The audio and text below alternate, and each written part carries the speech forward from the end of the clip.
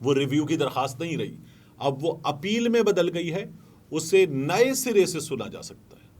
یہ اب ویسے ہی فارغ سا نظر آ رہا تھا معاملہ، اس کو اور فارغ سمجھیے۔ توہین عدالت کی کارروائی اور اس کارروائی کے نتیجے میں الیکشن کمشنر گیا یا اسحاق ڈار گیا یا شہباز شریف گیا۔ بسم اللہ الرحمن الرحیم، السلام علیکم، یہ آپ کا اپنا ڈیجیٹل پلیٹ فارم ہے، میں طارق متین ہوں۔ اہم ترین خبر ہے، بریکنگ نیوز ہے، اور اسے جب آپ نے ٹیلی ویژن چینلز پہ دیکھا، اس سے پہلے ہمارے دوست سپریم کورٹ آف پاکستان کو کور کرتے ہیں عامر سعید عباسی، انہوں نے ٹویٹ کر کے بتایا، اور پھر اس کے بعد اس خبر کی کچھ مزید تفصیلات لیں۔ کچھ چیزیں ہیں جو میں تفصیل سے آپ کے سامنے رکھ دیتا ہوں، کچھ چیزوں کا فرق ہمیں سمجھنے کی ضرورت ہے۔ عامر سعید عباسی نے ٹویٹ کیا، کسی کو کانوں کان خبر نہیں ہوئی، حکومت نے سپریم کورٹ کے از خود نوٹس اور براہ راست درخواستوں پر فیصلہ کرنے والے قانون میں تبدیلی کر کے اپیل کا حق دے دیا۔ صدر پاکستان نے بھی منظوری دے دی، چیف جسٹس بھی حیران رہ گئے۔ حکومت نے سپریم کورٹ کے از خود نوٹس اور براہ راست درخواستوں پر فیصلہ کرنے والے قانون میں تبدیلی کر کے اپیل کا حق دے دیا، صدر پاکستان نے بھی منظوری دے دی، چیف جسٹس بھی حیران رہ گئے۔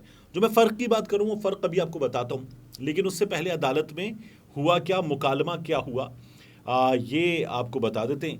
تو عدالت میں کیا ہوا، سپریم کورٹ براہ راست مقدمات میں جو بھی فیصلہ کرے گی اس پر اپیل دائر ہو سکے گی، اور فیصلہ کرنے والے بینچ سے بڑا بینچ اپیل سنے گا، اور سپریم کورٹ ریویو ایکٹ صدر کی منظوری کے بعد قانون بن گیا ہے۔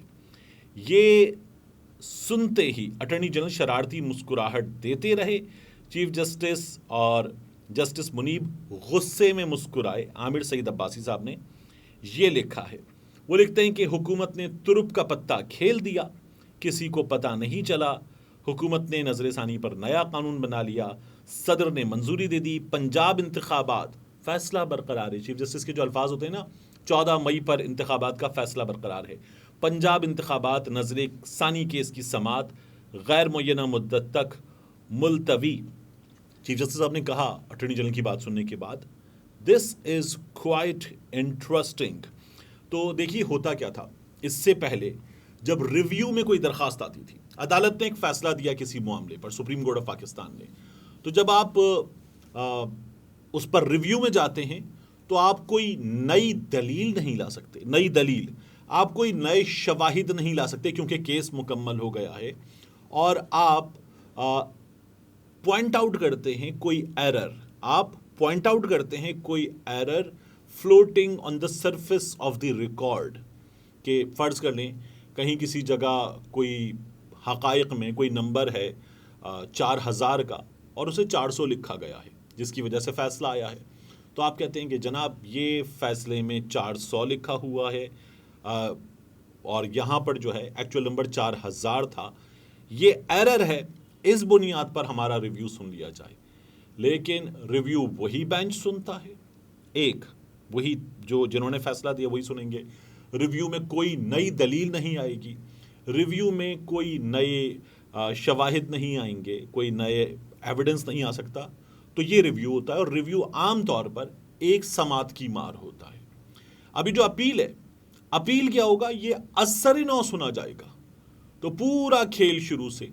ایک اپیل میں مزید کیا ہوگا کہ ایک بڑا بینچ، یعنی جس نے فیصلہ دیا وہ بینچ 3 جج صاحبان پر مشتمل ہے، تو اپیل میں بڑا بینچ بنے گا، اور وہ جو بڑا بینچ ہے وہ بڑا بینچ سنے گا 5 جج صاحبان پر، 7 جج صاحبان پر مشتمل۔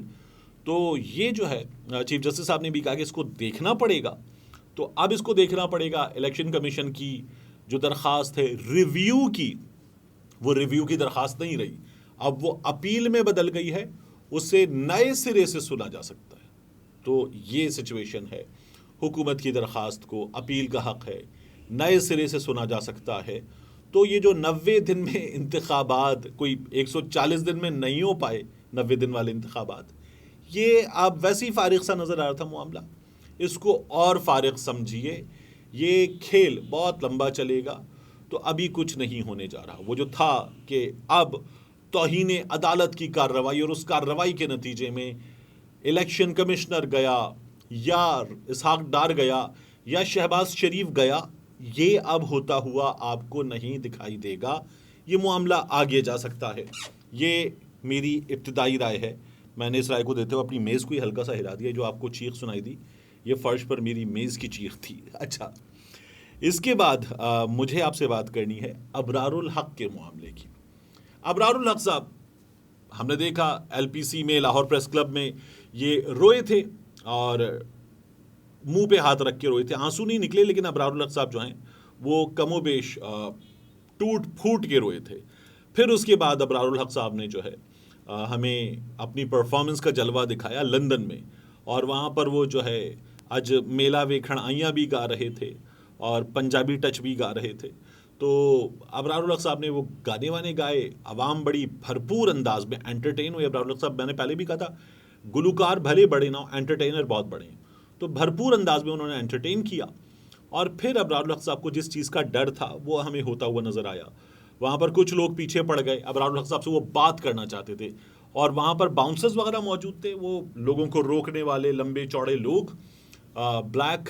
تو انہوں نے پھر روکا ہے لوگوں کو, ابرار الحق صاحب کو اپنے نرغے میں لے کر بچا کر, ورنہ لوگ پیچھے آ رہے تھے. ڈر یہ تھا کہ کوئی ہاتھ واتھ لگا نہ دے, تو ابرار الحق صاحب کو ان سے بچایا گیا, اور باقی لوگ بھی جو آرگنائزرز وغیرہ تھے وہ روک رہے تھے. پھر ابرار الحق صاحب سے باہر میڈیا بات کرنا چاہتا تھا, وہ گاڑی سے باہر آنے پر آمادہ نہیں تھے. وہ تو یہ پوچھ رہے تھے یہ کون ہے, یہ کون ہے, مجھے یہ بتاؤ یہ کون ہے, وہ ڈر رہے تھے.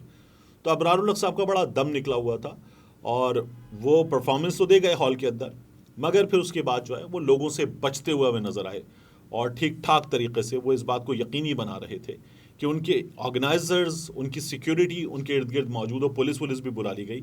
صحافیوں سے انہوں نے برائے نام سی بات کی, اور انہوں نے کہا یار ابھی نہیں, میں ابھی کوئی بات پولیٹیکل وہ کرنا نہیں چاہ رہے تھے. تو یہ والی سچویشن تھی ابرار الحق صاحب کی. اور ہمارے ہاں ایک پرابلم ہے, کچھ لوگ یہ بات کر رہے ہیں کہ یہ جو آدمی ہے, دیکھیں اب اس کو اندازہ ہو گیا ہوگا کہ پی ٹی آئی نے نفرت کے ذریعے کیا نسل پیدا کر دی ہے.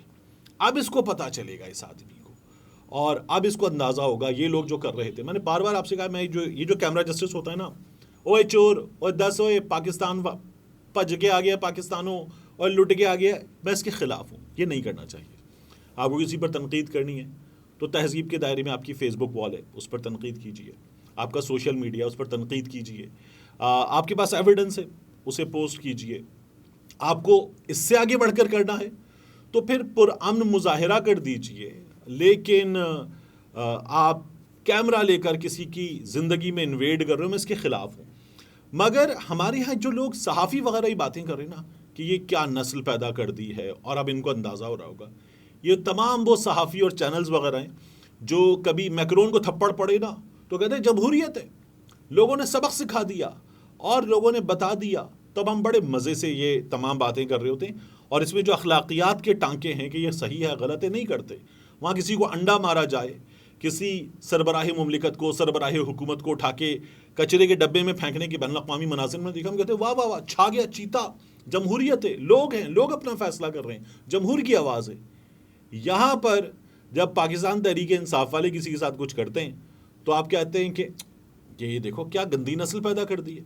اور یہی کام نواز شریف کی جماعت کے سپورٹر جمائمہ کے گھر کے باہر جا کے کرتے ہیں, لندن کے نواز شریف کے بیٹے کے آفس کے باہر یا ان کے گھر کے باہر کرتے ہیں, لوگوں کے ساتھ گندی گالیاں دیتے ہیں. وہاں تو صحافی, وہ جو پرو نواز لیگ صحافی ہیں, وہ ایک خاتون کو, اس کو سارا میر کو کھڑے ہو کر گندی ترین گالیاں دیتے ہیں. آپ کہتے ہیں بالکل ٹھیک کیا اس کے ساتھ.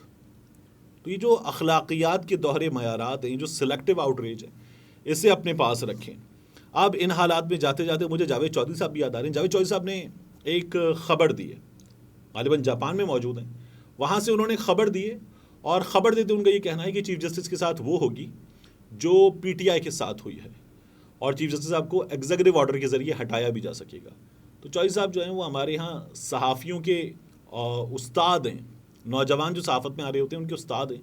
انہیں کم از کم اتنا پتہ ہونا چاہیے کہ طریقہ کار کیا ہے. ایک سپریم جوڈیشل کاؤنسل ہے, اس کی ایک کارروائی کا طریقہ کار ہے, وہ طریقہ کار نہیں بھولنا چاہیے, ورنہ نوجوان جو کہتے ہیں کہ یار ان کو اتنا بھی نہیں پتا.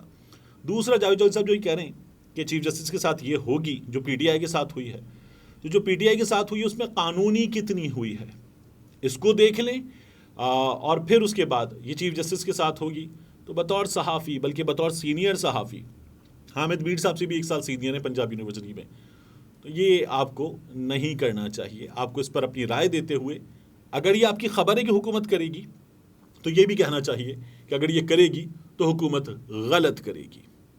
ملتے ہیں انشاءاللہ آپ سے اگلی ویڈیو.